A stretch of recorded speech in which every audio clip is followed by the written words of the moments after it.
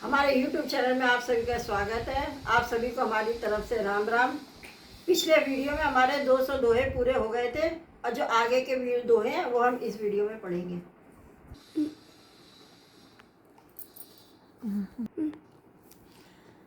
दिखरावा माता निज अद्भुत रूप अखंड रोम रोम प्रति लागे कोटि कोटि ब्रह्मांड। इसका मतलब है फिर उन्होंने माता को अपना अखंड अद्भुत रूप दिखलाया जिसके एक एक रोम में करोड़ों ब्रह्मांड लगे हुए थे। अगणित रवि शशि शिव चतुरानन बहुगिरि सरित सिंधु महिकानन काल कर्म गुण ज्ञान स्वभाव सो देखा जो सुना न काऊ। मतलब अगणित सूर्य चंद्रमा शिव ब्रह्मा बहुत से पर्वत नदियाँ समुद्र पृथ्वी वन काल कर्म गुण ज्ञान और स्वभाव देखे और वे पदार्थ भी देखे जो कभी सुने भी न थे।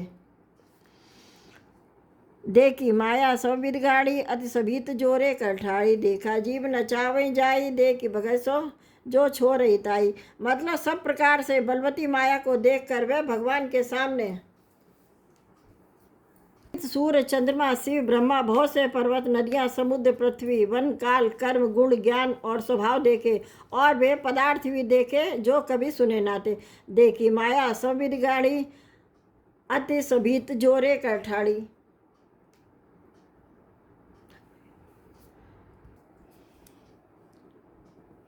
देखी माया सबित गाड़ी सभी सबित को रे जलठाड़ी देखा जीव जीव नचावे जाई देखी भगत सो छोर हिताई।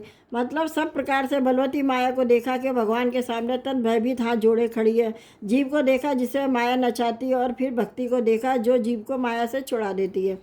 तन पुलकित मुख वचन ना आवा नयन मूंद चर नहीं सिर नावा विस्मयवंत देखी मत्ता महतारी भये बहुर रूप खरारी।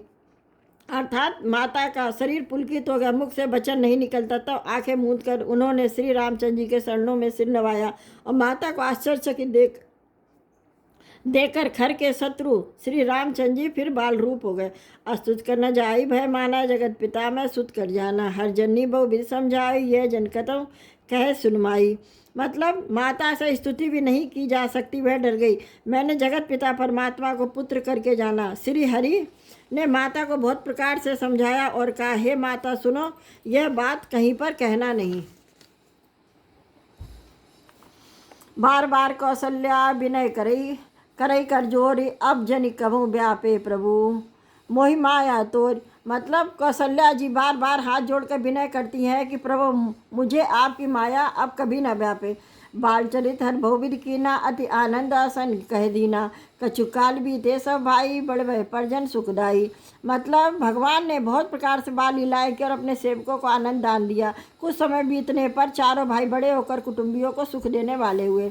चूड़ाकरण कीन गुड़ जाई विप्रन पुण्य दक्षिणा बहु पाई परम मनोहर चरित अपारा करत फिर चारई सुकुमारा।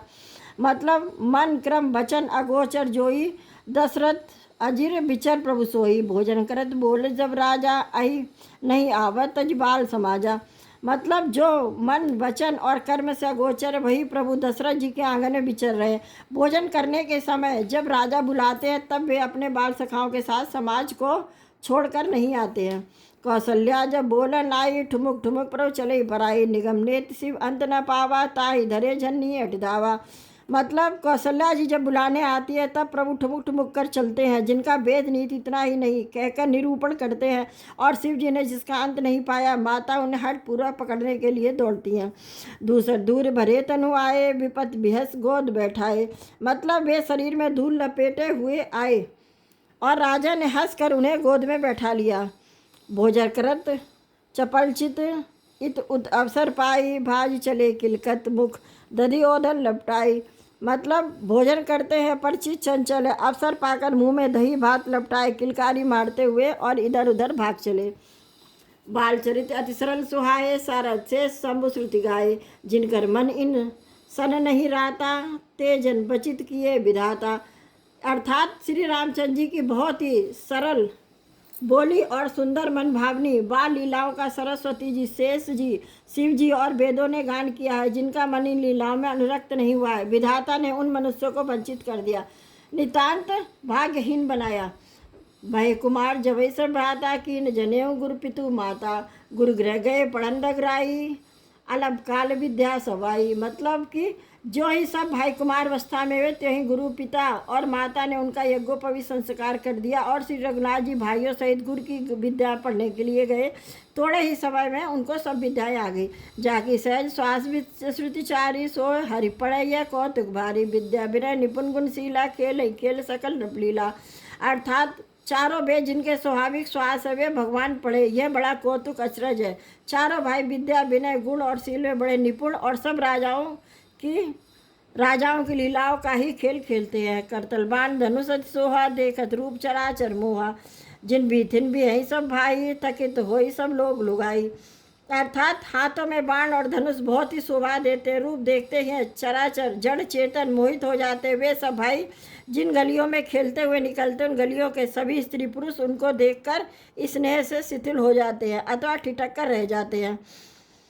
कौशलपुरवासी नर नारी वृद्ध अरुबाल प्राणव ते प्रिय लागा, सब कहूँ राम कृपाल, मतलब कौशलपुर के रहने वाले स्त्री पुरुष बूढ़े और बालक सभी को कृपाल रामचंद्र जी के प्राणों से बढ़कर प्रिय लगते हैं। बंधु सखा संग लही बोलाई बन मृगयानित खेल अनजाई, पावन मृग मारिय जिय जानी दिन प्रति नृपय देखा वही आनी, मतलब कि रामचंद्र जी भाइयों और इष्ट मित्रों को बुलाकर साथ ले लेते हैं और नित्य वन में जाकर शिकार खेलते हैं। वन में पवित्र समझकर मृगों को मारते हैं और प्रतिदिन लाकर राजा दशरथ जी को दिखलाते हैं। जे मृगराम बान के मारे ते तंतजी सुरलोक सिधारे, अनुसखा संग भोजन करही मात पिता आज्ञा अनुसरही। अर्थात जो मृगराम जी श्री रामचंद्र जी के बाणों से मारे जाते हुए शरीर छोड़कर देवलोक को चले जाते हैं। श्री रामचंद्र जी अपने छोटे भाइयों और सखाओं के साथ भोजन करते हैं और माता पिता की आज्ञा का पालन करते हैं। जय विश्व के हो ऊपर लोगा करे कृपानिधि सोई सजोगा, वेद पुराण सुनई मन लाई आप कहीं अन्न से ही समझाए। अर्थात जिस प्रकार नगर के लोग सुखी हो कृपा निधान श्री रामचंद्र जी वही सहयोग लीला करते हैं और मन लगाकर वेद पुराण सुनते हैं और फिर स्वयं छोटे भाइयों को बुलाकर समझाकर कहते हैं।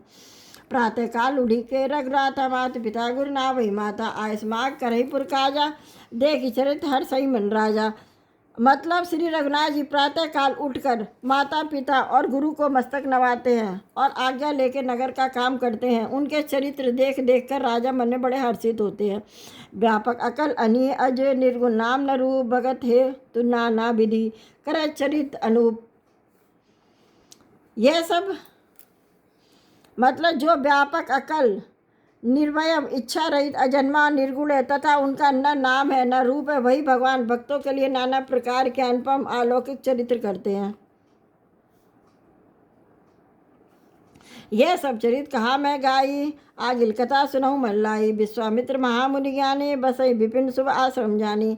अर्थात यह सब चरित्र मैंने गाकर बखान कर कहा, आगे कथा मन लगाकर सुनो। ज्ञानी महामुनि विश्वामित्र जीवन में शुभ आश्रम यानी पवित्र स्थान जाकर बसते थे, जहाँ जब यज्ञ जोग मुनि करई अति मारीच स्वभाव उड़ रही, देखा यज्ञ निशाचर धावे करई उपद्रव मुनि दुख पावई।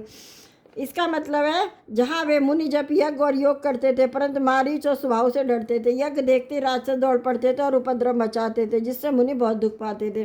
गाधी तने मन चिंता व्यापी हर मन मरई न निश्चर पापी, तब मुनिवर मन कीन बेचारा प्रभु अब तेरू हरन में ही भारा। मतलब कि गाधी के पुत्र विश्वामित्र जी के मन में चिंता छा गई कि ये पापी राक्षस भगवान के मारे बिना न मरेंगे। तब श्रेष्ठ मुनि मन में विचार किया कि प्रभु ने पृथ्वी का भार हरने के लिए अवतार लिया है। यही मिस देखो पद जाई कर बिनती आनो दो भाई, ज्ञान विराग सकल गुण नायना सो प्रभु मैं देखी भर नैना। अर्थात इसी बहाने जाकर मैं उनके चरणों का दर्शन करूं और विनती करके दोनों भाइयों को ले आऊं जो ज्ञान वैराग और सब गुणों के धाम है, उन प्रभु को मैं नेत्र भरकर देखूंगा।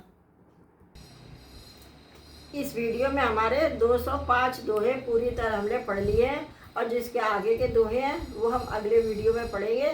तो आप डेली हमारे वीडियो देखते रहिए, रामचरितमानस का पाठ करते रहिए, सुनते रहिए और फिर हमारे चैनल को सब्सक्राइब करिए। तो चलिए आज के लिए राम राम, अब हम अगले वीडियो में मिलेंगे।